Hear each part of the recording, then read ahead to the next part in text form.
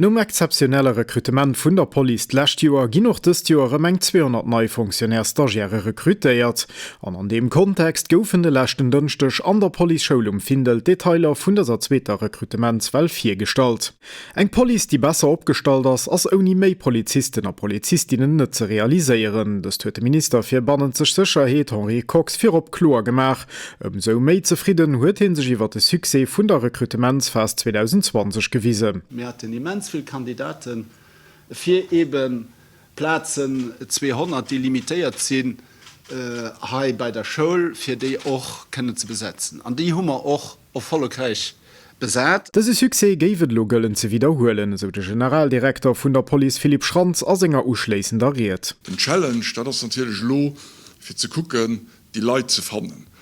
Wenn man sie bis hun, dann muss man sie natürlich optimal ausbilden, aber wenn sie ausgebildet sind, müssen sie noch integriert gehen am ganzen Korps der Police. Also ein reellen Defi für die nächsten Jahre, wo wir den ersten Ugange sind, an Schmengen, schon doch schon gesagt, dass wir können Lohn und Permanent den Tischbilder machen, die schon ganz positiv ist für die erste Promotion.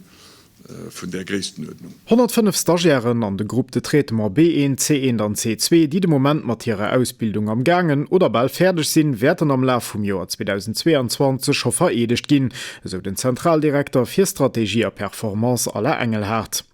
Weiter 11 Stagiairen absolvieren de Moment nach ihrer Ausbildung zum Cadre Supérieur Policier am Ausland, an da sind natürlich auch die 202 Funktionärstagiairen, die d'lächt Joer rekrutéiert goufen, an die grad an ihrem echte Joer forméiert ginn. So dat man ze Summe gefasst am Joer 2022 110 beikräen, an der Joer no 23 der 208, wann alles gut geht, enke gife beikräen. Dodurch, dass an dem Zeitraum aber auch Leute zum Beispiel durch Pensionen oder Changementer von der Karrierewerten wäsch fallen, kennt den Netto-Renfort für 2023 nimme schätzen, so den alle Engelhardt nach.